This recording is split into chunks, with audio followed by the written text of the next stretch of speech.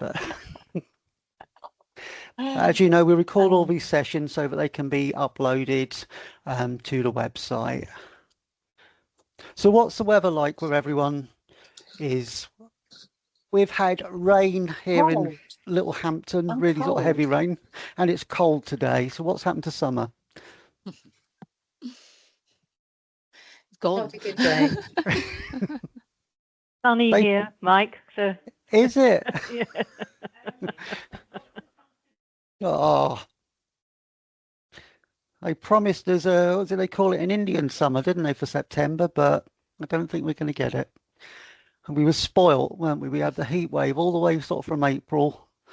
Was it 5 heat waves they recorded from April to August? Which, yeah. Maybe October. Keep the faith. Keep the faith, yeah. Definitely. Just wait a minute or two, and then we'll get started. We've got Emma Capon, who's coming from the Young Carers team, to sort of talk about Young Carers Service and the fabulous work that they do. And then we have Penny from Newton's, who's going to be sort of talking if there's spotlight surgery. So they're going to be having a chat with Caroline. And I'll just be sort of like going over the emails that have been sent out sort of about sort of like the flu clinics, flu campaigns towards the end. And I'm not sure whether Anna sort of will be sort of joining us to sort of discuss anything else, but yeah, it should be a good meeting. So thank you for attending, everyone. It's always great to see so many people here. I think we're up to 20, which is good. A nice number. Anna's here.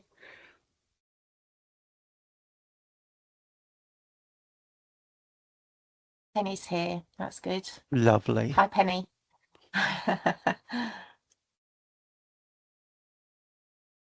Oh, that's better. I can see everyone.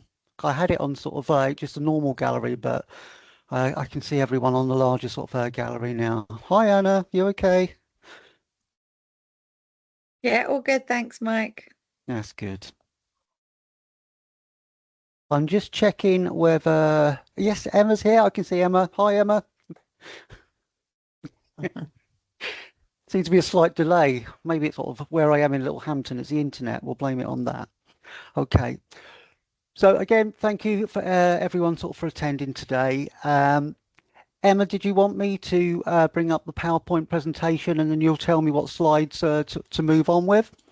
Okay, so we're going to get started with Emma Capon, who's coming from the Young Carers Service to talk about the fantastic work that they do with young people. So I'll just go and get the PowerPoint presentation ready.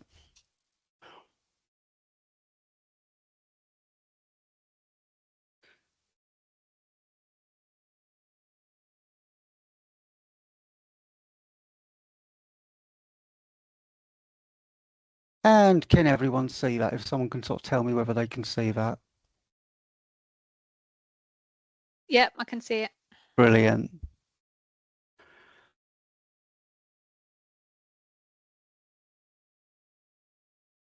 Okay, Emma, over to you. Thanks, Mike. Thank you very much for inviting me to come and just talk about the work of West Sussex Young Carers Family Service. I'm the Partnerships and Volunteering Projects lead.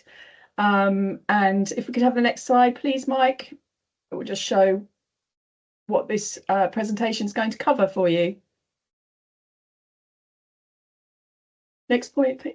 So I thought it would be good to start with the West Sussex County Council definition of a young carer.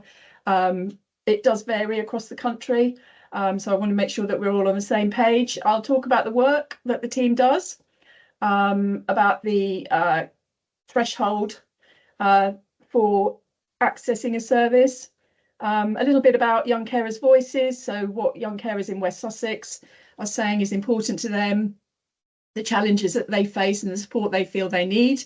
And then obviously we can have some time for some Q&As. So in terms of who are the young carers, this is the West Sussex definition.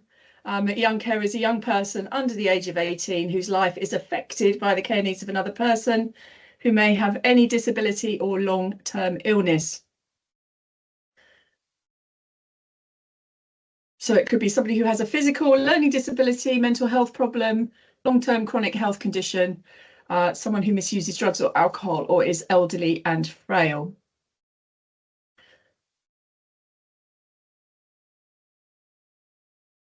So young carers are helping to provide a level of care and support to a person that's usually associated with an adult.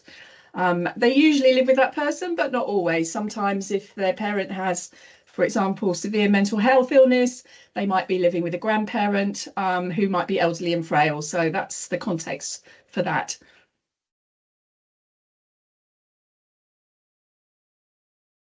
So there's all sorts of things that young carers might be doing, and these are just some of the things that they might be doing. They might be doing one of these things, they might be doing many of these things to varying different degrees.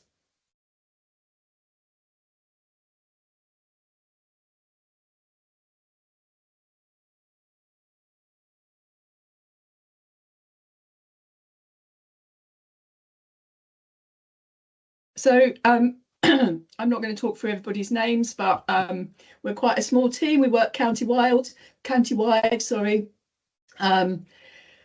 And as you can see, we have about 8 key workers who do all of the work, direct work with young carers and their families. And then there are managers managing referrals and allocations and various other activities, which I'll talk about a bit more in a minute. We also have over 50 volunteers involved. Those volunteers are helping out with transport to get young carers to their groups. We have volunteers helping out at the groups. We have young volunteers, youth volunteers who help out at activity days. And we have volunteers going into schools to help deliver young carers assemblies, just to name but a few. Thanks, Mike. So this is the work that's going on. We have a statutory responsibility to do young carers assessments, and we have to offer transition assessments. So they're assessments for those 16, 17-year-old young carers looking to the future, what it is that they want to achieve, what they want to aspire to, and how we can help them to get there. As I said, the key workers are doing all the direct work. We also have a fairly new role, which has been created in the last year, which is a mental health advisor for young carers and for our caseworkers that maybe are working with a young carer who has a mental health illness. We provide consultation to other professionals, so whether that's yourselves, where you might be needing support and advice around helping a family where there is a young carer. Also to our colleagues in early help or other parts of children's services. Through Carer Support West Sussex, we're able to access equipment for independence for families, which is a fantastic resource.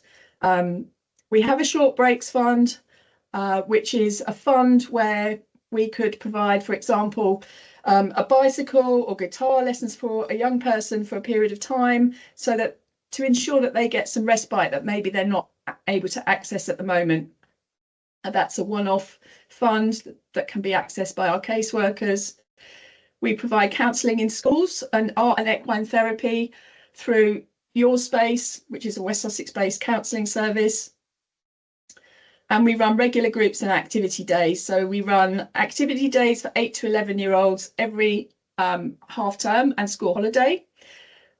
We run groups monthly for our 16 to 21-year-olds with Carer Support West Sussex, and we run monthly groups for 11 to 16-year-olds in 5 areas of the county. We're able to provide one-to-one mentoring with a volunteer for 6 to 12 months for young people, usually at a time of transition, so maybe when they're moving from primary to secondary school or on to college.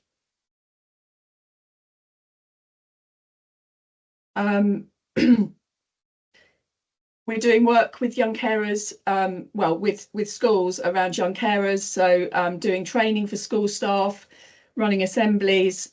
And we also have a newly created young carers panel where young carers are able to influence decision making and advise around service development. And we're also raising awareness, training other professionals and developing resources. I can see that Anna has asked for a bit more explanation about the young carers assessments. So those are done by the key workers. They use MACA and PANOC, if that is familiar to anybody.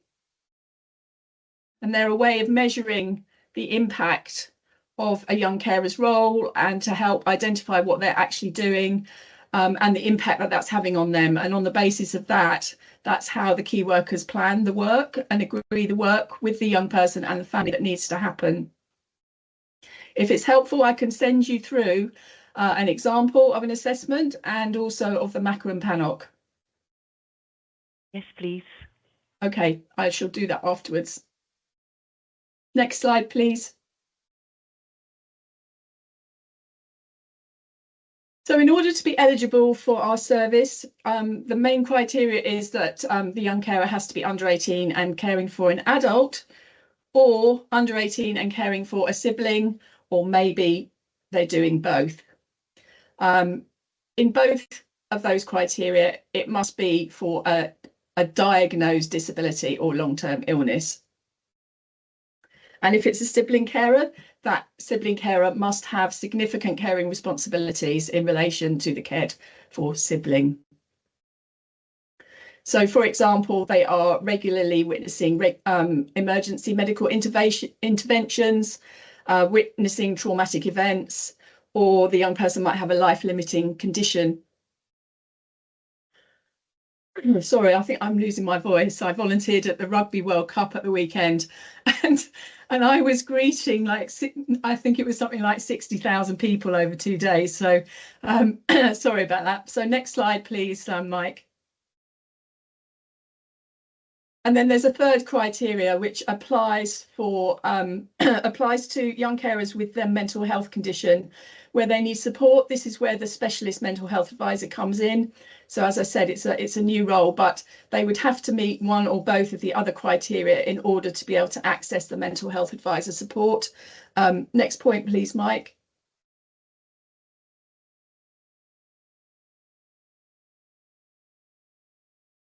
So they would have to have historic or current self-harm or self-injury, feelings or thoughts of suicide, or has presented at A&E. Are they a current risk to themselves? And the main work that Serena does, she has been trained to deliver DBT therapy to these young people.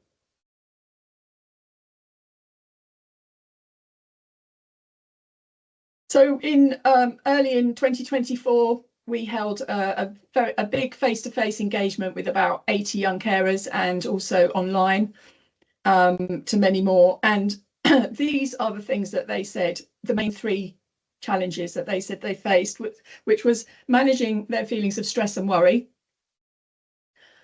struggling to concentrate at school, and their family not having enough money. So Carers Trust research has shown that on average it takes 3 years for a young carer to be identified, and I think other research says it can be 10 years. But what I would say is not every young carer will need an assessment, and not every family will need additional support or a specialist service like ours. Next slide, please. So if you have any concerns or you want to talk through whether someone's a young carer and whether you should be making a referral to our service, these are our contact details. We always encourage people to do that because the actual referral form is quite lengthy. We don't want you to go to the extent of doing that if it's actually they wouldn't meet the threshold for the service, particularly around a sibling young carer. Sometimes we find that people struggle to identify whether they meet the threshold or not. So please do either email or give us a call. And this is the support that young carers in West Sussex said they most needed, again, at that consultation event. So raising awareness about what they're doing, having a designated young person in school who they can speak to if needed, having extra support when they transition, more help for their family so they don't have to do so much, and increase funding for a break so that they can take part in activities outside of the home. So before we move on, one of the things that I do in my role is I'm supporting those schools that want to gain the Young Carers in Schools Award, which is an award run by the Children's Society and the Carers Trust. And I am also offering to every school in West Sussex staff training and support to run a Young Carers focused assembly. That's, there are 248 primary schools in West Sussex. So I know that work is going to take some time, but it is happening. And the impact of that is being seen in the school census records for West Sussex. So year on year, there has been an increase in the number of young carers that's being recorded in West Sussex, which is very positive. But there's still a lot more work to do, because we're looking at 500 young carers being recorded, and we know that roughly there's about 6,000 young carers in West Sussex. So there's a huge disparity in data, and schools are on a learning curve. So that's really the focus of my work at the moment. I think that's the end of my presentation, but if there's any questions, I'll do my best to answer.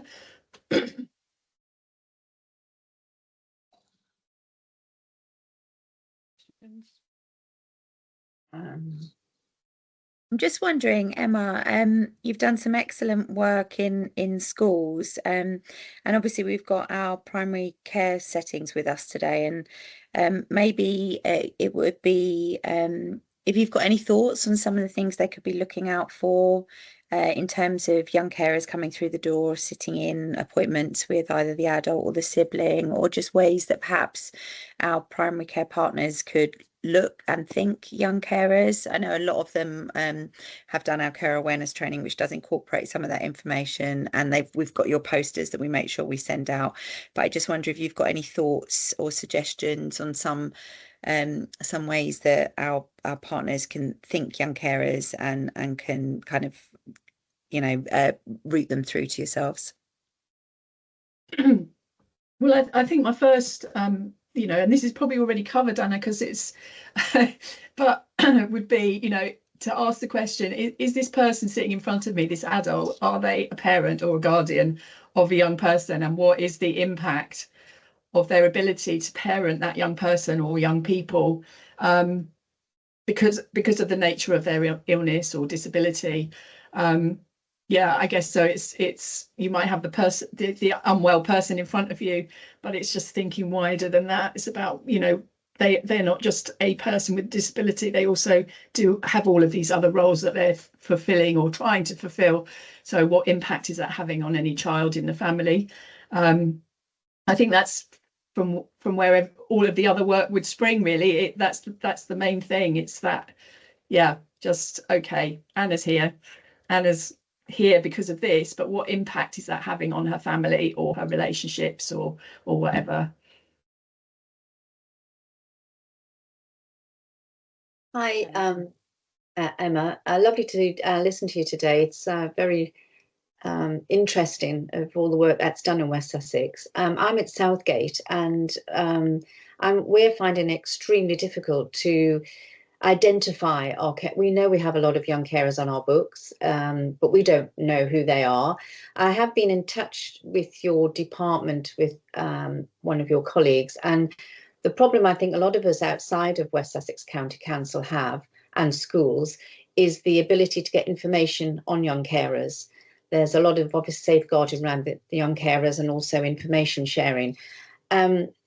I know Anna's just asked about how we identify them in surgery, but my question is, how can we identify the young carers we have on books to help, in addition to what you do as a doctor's surgery, to help the young carers, through our surgeries, because we don't know who they are.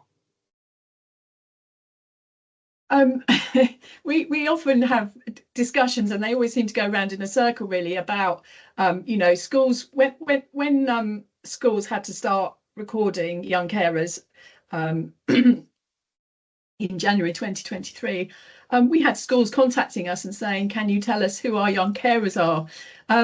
So again, that brings up the same issue that you're talking about. We're not able to share that information, and actually that wouldn't be a true picture anyway of all the young carers in West Sussex. It would just be the ones that we know about.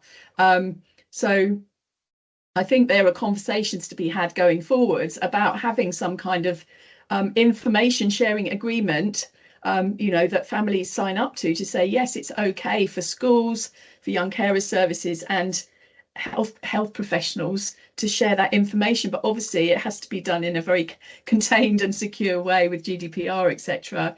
But until everybody can start talking to each other, I think it is a real challenge. So I don't necessarily have the answer, Lynn, other than, somebody somewhere in the powers that be needs to get, their head around this and start making this happen for these young people.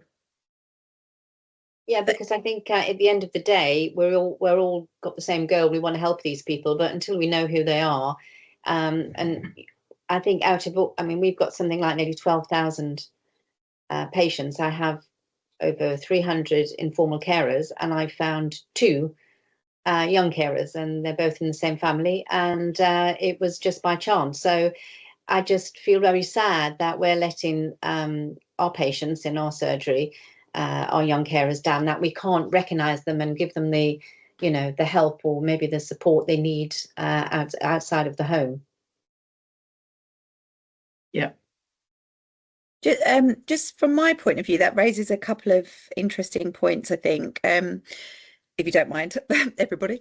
One is we got challenged, Emma, in the same way as you have around data sharing by this group back a couple of years ago. And last September, we introduced, as part of our registration process, a consent to share information with the GP, just that individual was caring. And interestingly, we have roughly 25 to 30% of our carers each month consent, and then there is just an automated email that goes to so they say who their GP is, and an automated email goes to the GP saying that this particular carer has registered with us, and it's a for information email. So I don't know if there's any scope to think, or just to raise that with David around, because it would help around connectivity, and that's how we've just sought consent as part of, from the individual as part of the process. And I think it raises just something then back to primary care settings, which, on registration forms for families, is you ask whether or not the individual's a carer, but actually thinking about the use of language around children in the household, and whether or not there's any scope to think about that in your new patient registration forms, or when you do any updating of your patient records for those with long-term health conditions. But just to think again about how you could integrate a question or around children that may have caring responsibilities in the home, and how they can be in the same way as many of you have developed a carers offer. Why would they communicate the children? Because there is often fear in households where, around disclosing the level of care that a child might be undertaking. But how would you help them? So what is the things that might mean that they would want to disclose that information? So that's just another consideration, I suppose, for everybody to think about. But great to raise the question, Lynn, I think, and think about data sharing, but also just similarly, how can we sort of draw out that knowledge ourselves in the mechanisms that are currently available to us? I think also, Anna, there's that question, isn't there, is to that adult, is how are they managing? Yeah. How are they managing to wash or dress? And those kind of questions might bring up the fact that actually the child is helping them to do that. So, yeah. I also wondered, sorry, Emma, you talked about transitions, and I wonder if that might just be helpful for people to just think about, because obviously we think often in binary terms of a child up to 18 and then an adult being over 18. But obviously for many children, their caring responsibilities increase as they get older. And I wonder if it's worth, and the implications that can have for obviously employment and university and so on, but they might start to present more within the surgery, or they might actually then be taking more of, medicine management or pharmacy. But maybe it's just worth just kind of slightly expanding on who that, like the age group of that group, the different things that perhaps that age group might be experiencing, that it might be worth just our partners being aware of, that it's not, you're a child and then you're an adult. It's this kind of bridging period where where you might increase your caring responsibilities and you might be becoming increasingly relied on for younger siblings as well. I've probably said a lot there, but anyway, Emma, anything else on transitions? Well, we know, don't we, from research that actually young adult carers are more likely to, develop some serious health conditions themselves, such as diabetes or, back issues, that kind of thing, because of the kind of caring that they're doing, or not self-caring in the way that maybe, their focus is all on the cared for person rather than themselves. They might not go off to university because they don't feel that they can leave home. They don't want that caring role to be passed on to a younger sibling. So there's all of that stuff going on as well. Yeah. And I think, the work that we do in partnership with Carer Support West Sussex around transition, hopefully is having a positive impact on, on that move through from being a young person into being an adult and accessing adult carer services. So as a kind of a protective factor. Well, thanks, Emma.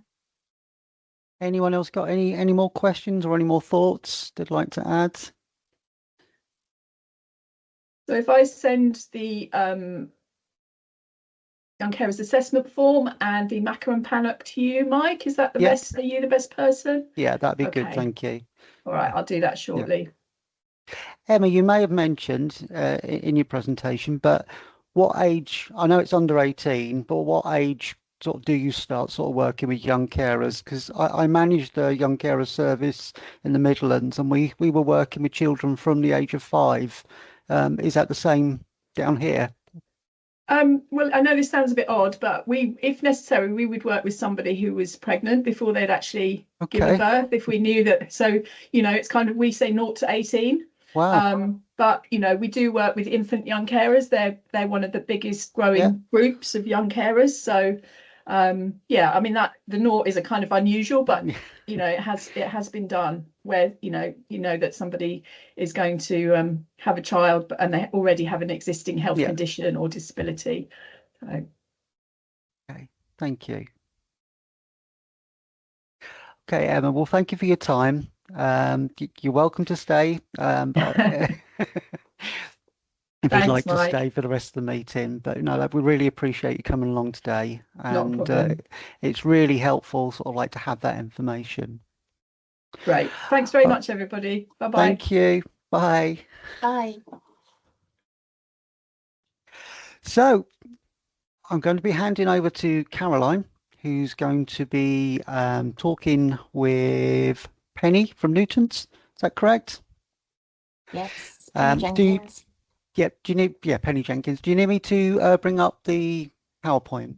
No, it's okay. I've got it here ready. Lovely. To go. It's fine. I'll just mute myself.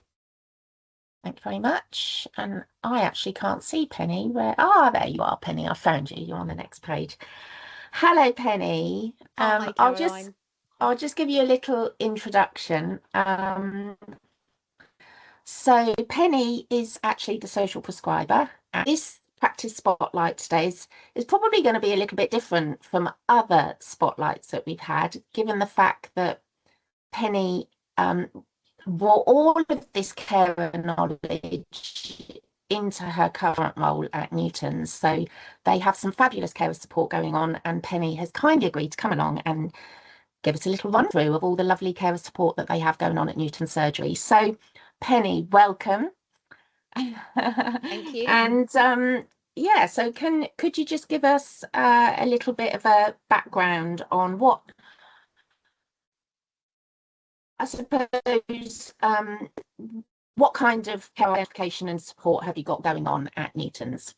Okay, so I was very fortunate when I came to Newton's in my new role that as a social prescriber that we already had a very active carer support, and that we had a carers lead in our care coordinator, who is Susan, who is hopefully also joining the call. She had to join a little bit later, and has nominated me to do the talking. So but she's very, very proactive, and the service already had a very up-to-date registration process and identification, and a register that was kept up to date by Susan. They also already had things in place where some information was sent out to families when they know when somebody'd been bereaved, with some information of the caring at the end of the caring role, in that sense, as it were. In terms of the carer offer here, it's around signposting. Susan supports people, will come into contact with carers in the care coordinator role. Often carers want, mostly initially in that stage, some practical support. What do I do next? Discharge, what's going to help in practically? And Susan picks up as well in that if there's anything more around carer stress, anxiety, or kind of bigger carer impacts going on. In that case, she will ask them if they'd like me to give them a call, in which case I will. Also, in terms of the practice, in practice we get referrals from GPs, nurses, etc., around carer stress and carer support that we can offer. So within that, obviously, my role is to link people with support. So carer support is one of the organisations I'll be talking to people about. Sometimes people are already registered with Carer Support West Sussex. They often may be receiving the update emails. They may have signed up for those, but may not actually be doing anything more than that right now. So sometimes that gives us an opportunity to talk through the carer support offer much more widely. Then Caroline, we had the opportunity as a PCN, myself and a colleague at Dolphins, Julia, we had carers as our social prescribing project then when we first started around health inequalities. So we kind of built on that as well. So then, Caroline, we come to the carer baseline. So there was a good offer in house. There was a system in house already around coding and around keeping on top of coding and carer recognition. But then we had the opportunity to engage with the carer support baseline reviews. Yeah. So I think I would imagine that most people that come along to these meetings would know all about our baseline reviews, because we've been talking about them for a couple of years now. But you and I did a baseline review. So could you just kind of tell us, Sure, what was generated out of that baseline review? Yeah. I know you already had a lot in place. Yeah. I mean, there wasn't a lot really for you to Yeah, add on, but I think some positive things came out of it, didn't it? I think what was great was the opportunity for Susan and I to carve out, and Susan as carers lead, to carve out a little bit of time, just spending a bit of time focusing on that. So that was really, really valuable. And using it as a check. So there were some things which, so one of the things that came out of that, for instance, was making sure the carer offer was available online. Those of the rest of us in the GP practices will know there was a time when the kind of GP websites we did all have easy access to, we all had our own, they all looked just different. And then we had the NHS ones, which for a while were a little bit more difficult to know who put what on, but eventually we got there with who put what on. So now we have the carer offer online, we have a carer online registration form, which we hadn't had previously. Susan changed and updated the existing carer registration hard copy form, which we always have a hard copy on a carers board in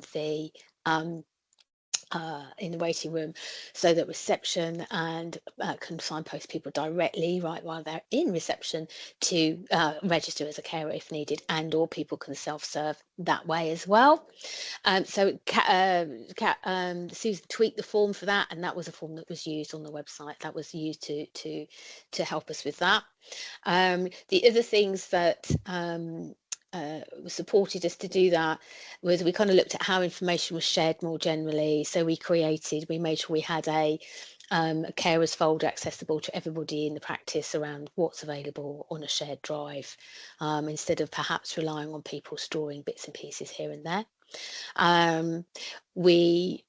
Susan and I, between us at different points, do regular updates in practice around family carers, either as clinical lunchtime meetings or part of our protected learning times as a practice. And carers and coding and recognition of carers is covered with myself when people come to meet with me and find out about what social prescribing is if we have new registrars, because we're a training practice, or new staff, then I kind of mostly tell them about how to recognise carers. And our practice is give them a carer support leaflet. So they get a lot of community-based information around that they can do immediately, as opposed to just what I do. So the baseline, I think the baseline allowed us as well to talk to, the baseline review allowed us to talk to others in the practice about this is what we're doing with carer support. And this allows us to kind of have a nice, observable, measurable, this is what we've done. And I think everyone can get behind that. And we've got a very supportive practice here around carers, but it did just allow other people to have positive feedback about the stuff that we were doing. So I think it was really beneficial from that point of view too. Yeah, great. So what about training? Because I can't remember. I'm sure we did talk about our carer awareness training portal. So have you managed to kind of implement that into any of your carer training within the surgery? No, we've got a protected learning time coming up where we're going to have a spotlight on carers, and that's going to be one of our options to offer out. I think there is something about the amount of information that a different range of staff in the practice, clinical, non-clinical, have to deal with in those first few steps and months of coming on board, and also in terms of how long sometimes people are with us, in terms of different registrars at different times with us for different lengths of times as well. So about what the priority is with their learning. So the approach we tend to take is any questions ask. You can ask Susan, you can always come and ask Susan, you can always come and ask me, and we kind of take the learning as a little bit like step by step in that way, because then it's applicable to each patient situation and it just feels a bit more appropriate. But the part of the next PLT offer will be a link to the carer awareness training. So we hope that people will feel able to spend some time taking it up for their own learning. Lovely. Okay, and I know you said you collaborated with dolphins recently, so could you talk us through that a little bit, how you're collaborating and bringing in your carer support together? Yeah, so Dolphins and I were, and Newtons are PCN, and we work very much together on our original PCN project around health inequalities for carers, and that was just kind of, I guess in some ways it's just kind of like checking in, well, we're doing this and we're doing that, and yes, we're both doing the same sort of thing in some ways. The other thing is that we, as a PCN in Carers Week this year, offered a carers walk up Board Hill, who are some partners we've been working with. And that was really successful. As a result of that, we've developed as practices two different slightly responses to how we might offer support for carers, because dolphins have a brilliant opportunity, a meeting room. You know, they've been doing it in a different way, Caroline, with yourself around the carer hub. We don't have that facility in Newtons, and we have our PPG. Carers is one of the priorities for our patient participation group. So we're going to be putting on an additional carers walk with the PPG being involved in that. And so then as we've done those things and we learn from them, then we'll open them up to each other. But at the moment we've done a couple of little pilots, and we're just going to nudge forward with what's achievable going forward, and then make it probably PCN wide. But we're just got to do it what's manageable at what time. Yes, and learn from each stage, really. That's right. And mentioning our carer group, we've spoken about that within the group as well. So we're currently trialing, I suppose, and rolling out these carer groups, which is part of our energy project, so surgeries that are able to, and Dolphins is one of them, they've got a lovely big meeting room, are hosting monthly groups for us where we invite carers along. It's a lovely social event for them. They get to meet other carers, have a cup of tea, get a little bit of peer support. I was there. Julia, the social prescriber, was there from the surgery. We had the carers health team there as well. I think Julia might be on the call, so I don't want to take, Okay. but yeah, so definitely, I think all of us in practices will know that each practice is a bit different. So you do your little bit that you can in the practice, and then Julia and I kind of like that. Well, we can do a bit of this together, and we can do a bit of that together, and then we figure it out. So, so I think Julia would be able to talk a little bit more about what's going on for that right now. But she did mention that they were going to invite your carers along from Newton's as well to the next one, so that it's and we'll do the same with the walk as they go. So we're just nudging. I think that's probably what we've done each time we've gone along. We've started with where we are. We've started with what's possible. We've been realistic, and built and nudged forward. And we've got the Mid Sussex Wellbeing team coming along to our carers walk, to be walking alongside carers in a really kind of low-key, carer-led way, to listen to what's going on for them and what they can offer to support them in any way as well. Oh, great.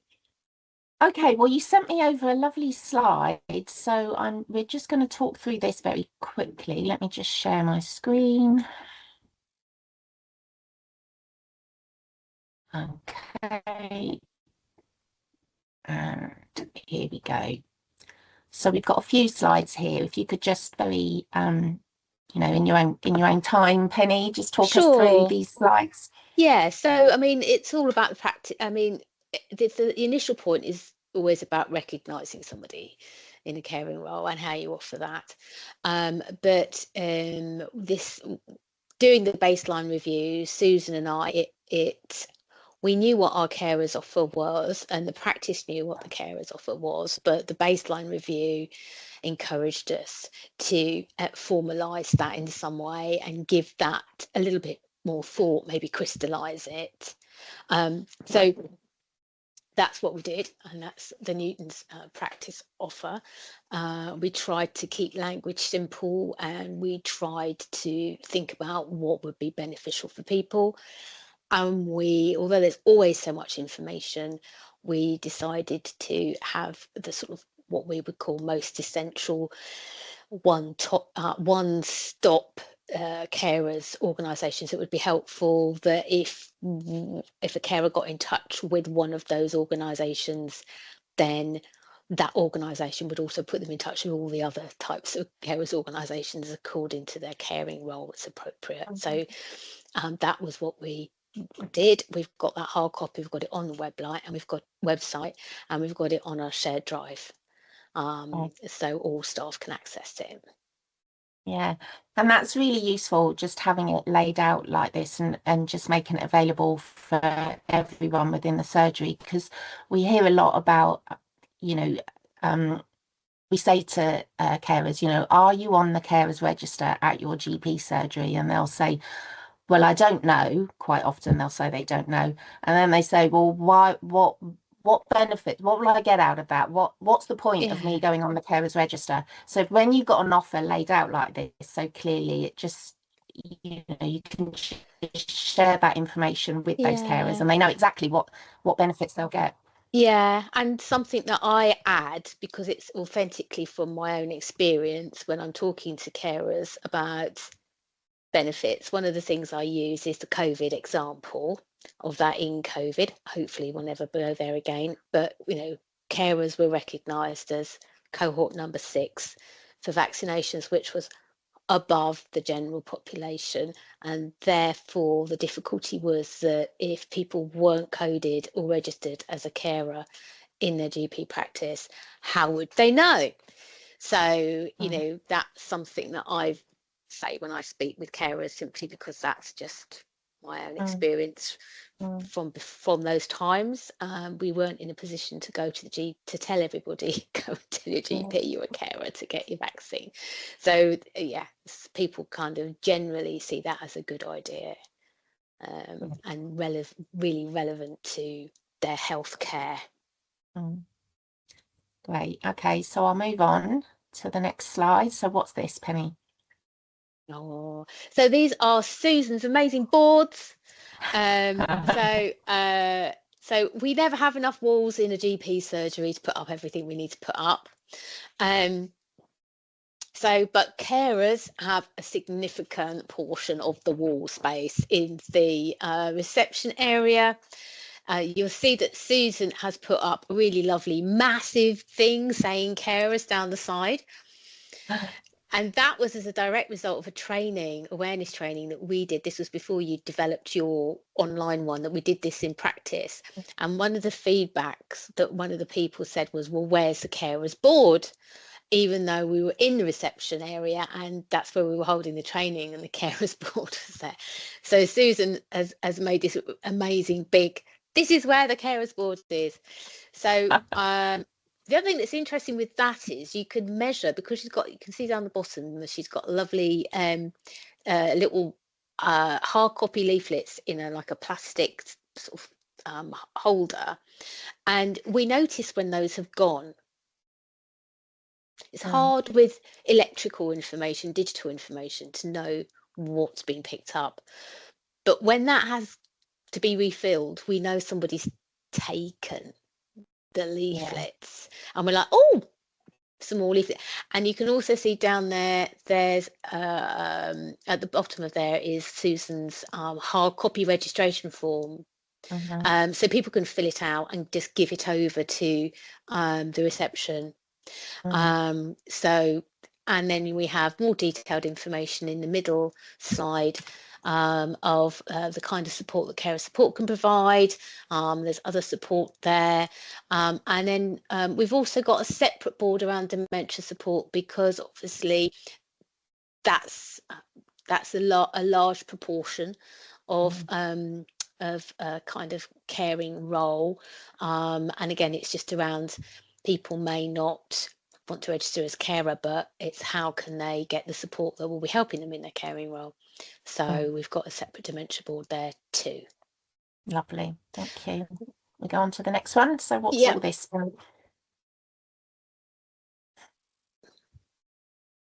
There's a delay there. Oh, shall I go? Tell me when you can see it. I can see it. Great, got it. So we use the NHS digiboard information around identifying your carer, and it says on there what your GP can also do as part of that. It sort of doesn't photograph very well when you've got shiny surfaces on the screens. And then we have got the table with information leaflets on, which is underneath Susan's amazing caring board. And on that, Susan has developed over the years sheets about carers' rights, and that was in response to a Carers' Rights Day that we've had for a couple of years now. So people can pick that up and take that away. And Carers Cafe locally, 2 Vida leaflets, and some hard copy information about key organisations that may be supportive in particular caring roles. That was something that came out of the baseline review, was actually what would be the 1 or 2 key signposting places for carers are in specific caring roles. So we've got that now. We've developed that. Thank you. And then the last one.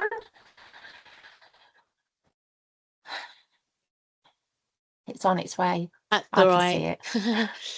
So so I think pretty much as I've said about what was useful about the baseline. I think generally we've improved the information awareness for carers across our communications. So we share with whoever is responsible for putting on the social media or the digiboards, the various information campaigns, etc. that are coming out. and that carers are one of the +5s, as they're called, 20 +5s for Mid Sussex. So we're working within that. Susan, as carers lead, has just carried out an in-house audit of our 224 currently registered carers at Newton's. 69 were under the age of 50 and 81 over the age of 75. And so it was, yeah, Susan's just starting to kind of drill down a little bit into those numbers, and kind of like, what's this telling us? What's this showing us? Susan's experience is that actually for older people, caring for a partner, it's sometimes harder to get them to recognise caring as part of a role, and the kind of like that there may be help and support out there, as perhaps working carers or carers under that age may be a bit more aware of that already. We've already talked about some of the other things that we've done to sort of like have a bit of an offer for carers. The carers walk that we did in Carers Week was really successful in terms of an opportunity, and as Susan has identified, it really highlighted and demonstrated that one of the best carer support is another carer. The idea and meeting other people that you're going through the same thing, and carers are often very knowledgeable about lots of bits and pieces, and they were kind of like telling each other about the stuff that they already kind of knew or had found helpful, and that was really lovely. There was one lady who just said, I just had to come today, and she'd really made an effort to come, and it was really important for her to have come on that day. So yeah, because Susan's noticed that the carers registration forms that we have in the waiting room have gone quicker, have been moving, we've been having to replace them. So we're thinking whether this has been as a result of some of the enhanced promotion that we've done around Carers Week, whether that's done that. And as mentioned earlier, a nice segue, Anna. Susan is getting from Carer Support a notification that when patients have registered with them, and then we're coding their records, and we send out our carers packs. We have a little carers pack that Susan sends out to people. The other thing that's interesting is that in the past, just personally for my own family members, when it comes to information sharing, quite a lot of people, because when we're in partnership with people on leaflets, we often put like the other people's branding at the bottom of the leaflets. And in the past, I've had my own family member say, when they'd spoken to, I don't know, to Vida or somebody else, assume that meant that they were automatically registered with all those other organisations. And I had to say, no, that doesn't mean you're automatically registered. They don't automatically know about you. It just means that they work together. And she said, well, why are they on there then? So there sometimes may be an assumption that some of that information is shared, or may have just been my family member, who knows. And then we are looking ahead to what else we may be able to offer carers in the year.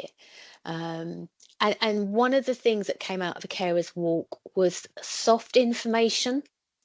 So some of the soft information came from reception. And when people were ringing up, either to say that, well, actually not specifically about the walk at all, but were ringing up to book an appointment, they would mention the fact that they'd had the text for the Carers Walk, and they might say, I couldn't go, or what have you. But all of them were really pleased to have received the text. And one person said, thank you for sending the text. It made me feel really considered. And that's not something that we can plan for or have as an aim, but I think there was just something about the offer being made, even though the person couldn't take it up, that made them feel seen and heard. Yeah, lovely. Okay, Penny, I'll stop sharing. We've come to the end of your slides. Thank you for talking us through those. And does anybody have any questions? Anna, your hand is up.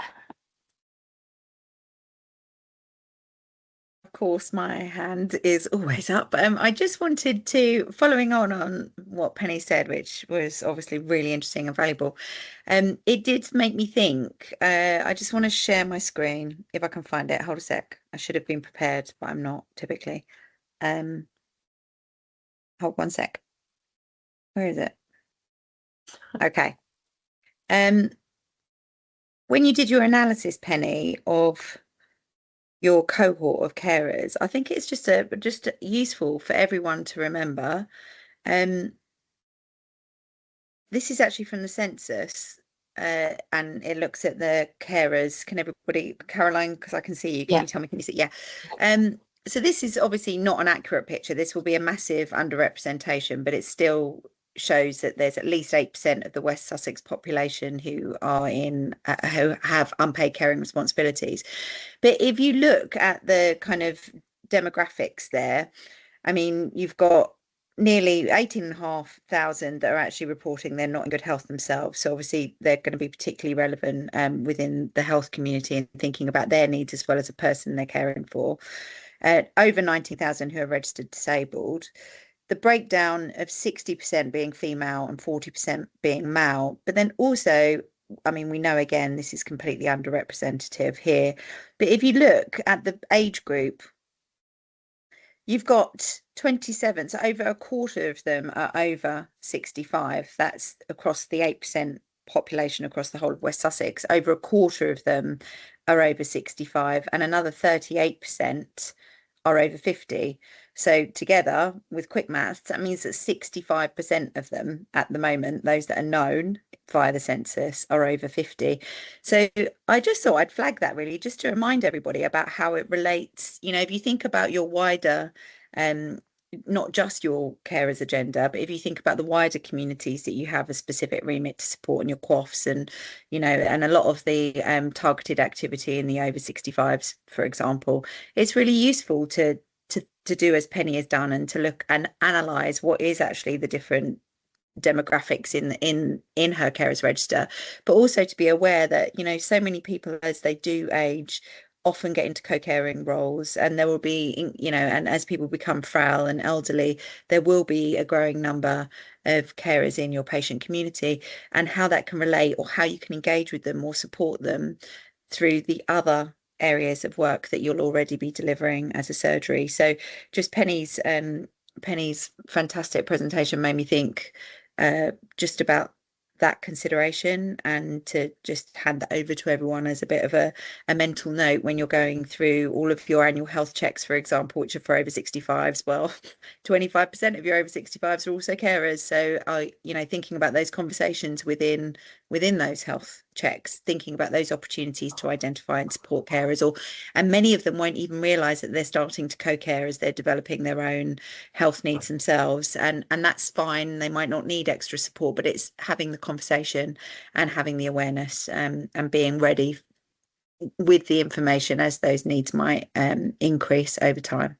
So yes, that was my Anna, could you include that slide when you send it out? Because actually it might, if that's the carer stats that you've got now, if Susan wants to look at the demo, because it was Susan who did the demographic work, if we want to have a look at that again, we might, you know, think of those age brackets and use, and so we've got some kind of comparison against that kind of stat.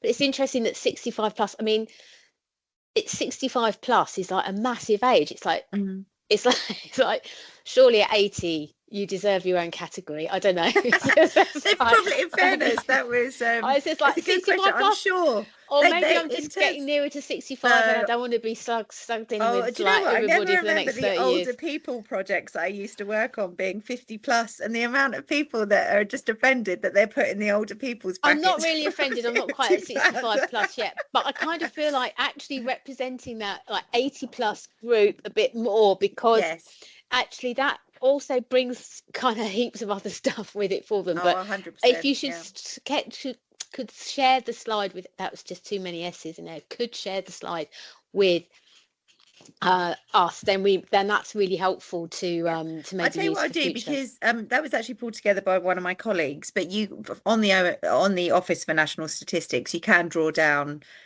by most age groups. So I'll check and see if there's an 80+ category on there, and I'll also share that with you. But yes, so I will share that. Thank you. Thank you so much, Penny. I can't see any other hands, so I'm assuming there's no more questions.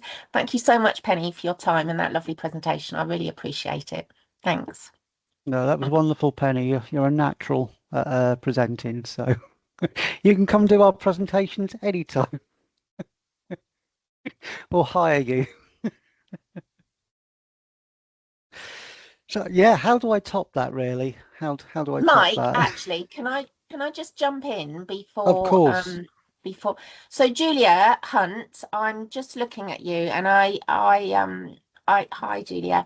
I know you mentioned the last time we spoke, you said that you would be very happy just to give a little shout out, I suppose, about the carer groups that we're running at your surgery. And so if you just wanted to give us a little bit of input, because we've done one, it was successful, and we're going to continue. So please, can you just tell us a little bit about your experience of that? Yes, gladly. Thank you. Well, I didn't do very much, but I was able to host lovely Caroline, and along with the Carers Health team last month for one of their energy well-being hubs. We had, I think, 12, 13? Yeah, it's about 13. Yeah, people come. We sent out I invited every carer registered at the practice currently on our base and asked for responses back. So we got, I think only one didn't come, and there was someone that came that I don't think replied. I didn't quite get the names of everybody. But we've had some most amazing feedback. It was way better than I was anticipating, to be honest. Really great group discussion. Everyone was so eager for more information, the support, very grateful.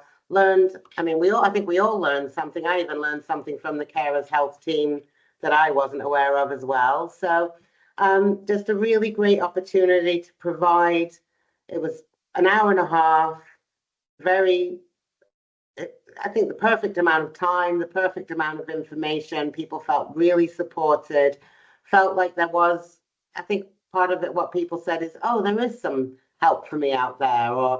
And just as Penny said previously, having carers talk to other carers is one of the best levels of support. So that we even got two people that have developed a friendship already, I believe, and support for each other just from the meeting. So the energy information was vital for a lot of people. I know a lot of people now are going to be talking to the benefits advisor. We had a few people register that weren't registered with carer support. So just a really great way to find out more information, provide that service for the carers in an easy, friendly little drop-in, and it was perfect. So invites are prepped yesterday and going out today for our next one. And hopefully Penny's going to invite maybe a few specific carers from her practice too, so they can use our space that we have. And looking forward to the next one. I think so hopefully we'll get lots more uptake. I did say, based on the wonderful previous one, we're offering this again, and let's see, hopefully we'll get a good uptake again. So I think it was great amount of numbers. So keeping it like 15 and below, it wasn't overwhelming. There was plenty of time for anyone to ask any questions. And excellent. Caroline did a fantastic job. So thank you, Caroline. Thank you for that, Julia. And now I'll pass over to you, Mike. No, that's really good, and thank you, Julia. It's good to get that feedback, and that's why we've been getting in touch with surgeries who are able to accommodate groups. We realise not all surgeries have the space capacity to allow us to do that, but it does show that they can work, and they do work. And I know I've been along to one with Caroline, and that was well attended. And we can see sort of by the numbers, or when we're sort of keeping track, that people are coming because they want to find out the information. And, you know, there is a lot of peer support, people talking to each other, which is, you know, very sort of beneficial for carers. I know up until December and beyond, we've got various coffee mornings sort of booked in, but also with the energy groups as well. This kind of leads us on a little bit, following on from the email that Anna had sent out a couple of weeks ago. As we're sort of thinking about getting ready for winter, I know a lot of surgeries, you're all sort of thinking about the winter sort of vaccinations and flu jabs. I imagine sort of many of you have already probably started sort of some of them, or they will be starting within the next month or so. Well, Anna had sent out an email with our information packs with posters that you can actually use, and I sent out a reminder yesterday just to sort of make sure that you've got the information. And I don't mean to overload you by keep bombarding you with stuff, but just to make sure that you've got that information. Yeah, I know you get so many emails, but it's so useful. You know, the packs are ready for you to sort of like to use the posters that we have available, the you know what you can actually use in the text that you're sort of like going out, ideas that you can use for Facebook posts. It's all in there, so you can just extract that information, extract the posters, and use them sort of within your surgeries. And that leads me on to if you have any any surgeries that would like us to come to any of your flu clinics, where possible, because there's only Caroline, myself and Sammy covering sort of like the county, but where possible we will come to as many of them sort of flu clinics as possible. So if you can either sort of leave a message in the chat for us, just to sort of say whether it's something you'd be interested in. But I'm also going to be adding a little survey. It's a quick sort of 2-3 minute survey where you're able sort of like to indicate whether you'd like us to either come along to one of your flu clinics, or if you haven't had a baseline review or you'd like a review, you can request that we come along to that, or if you want us to discuss having an energy group as well. So I'll pop that in the chat now.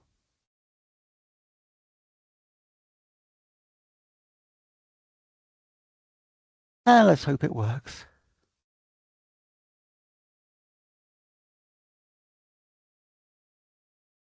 If anyone would like to try it and see if it actually does open, that'd be fantastic. The more that we get completed, the better. Really, it's good to get feedback. But also, it works. Thank you. That's always good to know. Caroline, was there anything else you wanted to add? No. No. Anna? I'm just thinking one of the things we are going to do is produce a hard copy, probably A6, so like half an A4 leaflet on warm, safe homes and being prepared for winter. And we're going to, whilst we'll do a digital version, we are going to do that in hard copy, and we're going to distribute that, I think. So we can either distribute that to all surgeries, or if some surgeries don't actually want hard copy literature anymore. So perhaps if you could just let us know in the chat if it would be, if you would welcome the winter. I mean, it will be targeted for carers, but actually it's applicable for anyone in as much as it has tips on keeping your house warm, thinking about damp and mold, about about being prepared with vaccinations and things like that. So it will be a winter wellness. Thanks, Julie. So maybe just give me a kind of temperature check on if that is something that surgeries would find useful to have distributed to them. Yeah. Okay, cool. Fab. Good. Okay. And then, Mike, you did say that both the Carer Flu Clinic expressions of interest is in the form, and I can't remember, sorry, I haven't checked it, but did we also incorporate the Carer Energy Wellbeing groups in the form survey as well? I've combined, both, so they can sort of express sort of either. Okay, cool. On there. Brilliant. Okay. Well, thank you everyone for attending. It's always great to see so many people. It's been great to have some really good presentations today. Please take time to go through the survey. It's a very quick survey, but that will indicate, give us an indication of whether you'd like us to come along to the flu clinic or baseline review, or sort of for the energy groups as well. I'm anticipating that the next Carers Lead Network meeting will be the 22nd of October. I'm hoping that isn't half term. I normally sort of check the dates, so I don't think it is, but that's the date that I've sort of penciled in the diary. Okay.